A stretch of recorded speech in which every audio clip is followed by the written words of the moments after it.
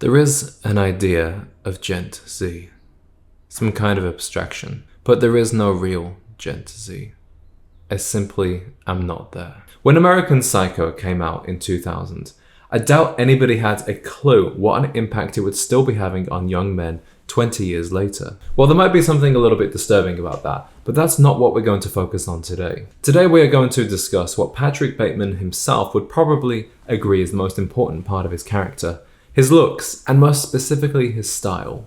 We're going to analyze the philosophy and the cultural background behind his style choices. We'll take a look at the essential pieces you need, and then how to modernize these outfits and make them your own. There are few fictional characters I can think of whose style is so directly linked to their personality. Bateman's style is all about power and projecting an image of success. The billowing cut of his shirts and the padding of his jackets make him look bigger. The striped shirts, the suspenders and the ties all make him stand out, telling the world that he's a somebody. And the subtle details like his Rolex and the black leather gloves tell everyone that he's a financial success. Bateman dresses like the quintessential yuppie of the 1980s, a young urban professional who's making big bucks thanks to the open markets.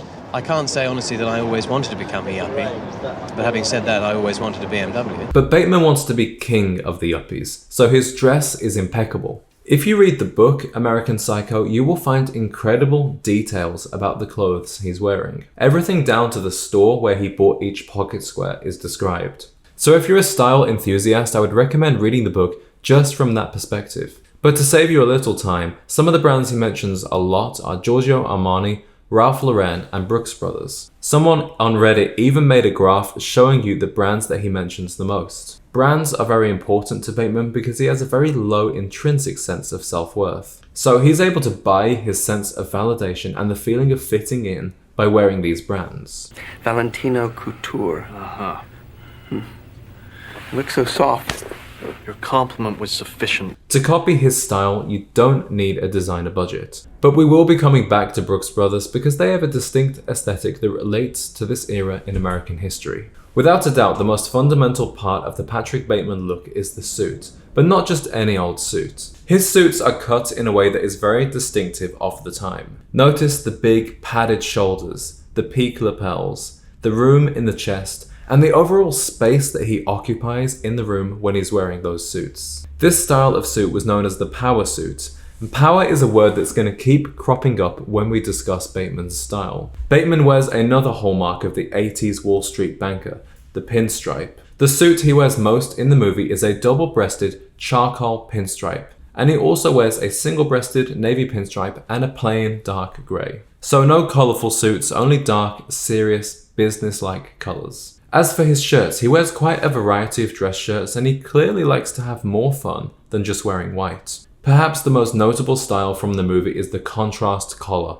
also worn by Gordon Gekko in Wall Street. This contrast creates a very powerful image and it makes Bateman look like a somebody compared to the regular office worker who would just be wearing a white shirt. Bateman also introduces stripes into his shirts, again as a way to command more visual attention. When it comes to his accessories, he often wears a red tie. This has been described by some as a power tie. You'll see that notable men of this era, including Donald Trump, favored the red tie.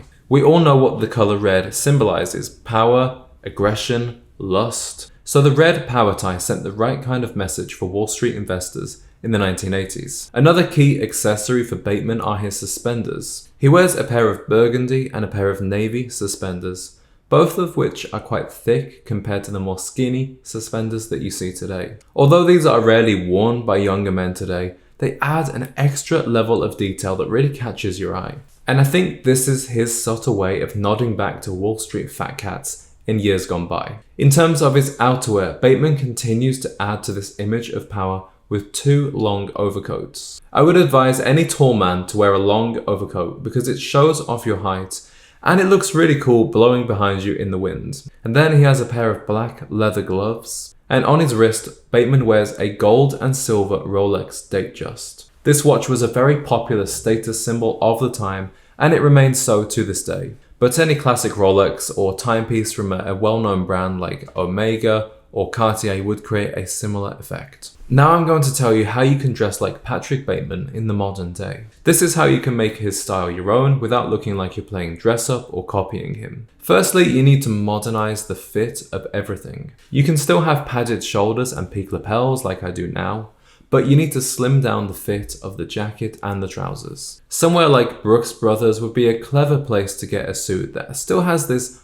old money, New York style aesthetic, but in a more modernized cut. For example, this navy pinstripe suit. Your shirts are also going to get much slimmer if you want to bring this look up to date. If you have an athletic body like Patrick, you want to choose a very slim shirt that has a little bit of stretch in the fabric. I'm sure that Patrick would not have wasted the opportunity to show off his physique if he were around today. So I think it's more in the details where you can take direct style inspiration from Patrick Bateman. For example, the contrast collar of the shirt. This has seen a big resurgence lately with the old money trend and Peaky Blinders. So I would buy something like this one from Brooks Brothers to wear with my navy or grey suits. Another style piece you could borrow from Bateman is the wearing of suspenders. This is not something ordinary guys in offices wear today, so you're definitely making a statement here. But suspenders can help create a masculine V-taper with your physique. And they tell the world that you care about style, that you've put thought into your outfit. So that's a power move in of itself. Bateman's color choices, burgundy and navy, are a great idea because they're more subtle than black. After all, you don't want to look like a prohibition bartender. And they'll go nicely with the suits and shirts in your wardrobe. If you want to wear a tie, you could also wear something with a subtle vintage edge. Notice how Bateman's ties often had a subtle medallion print?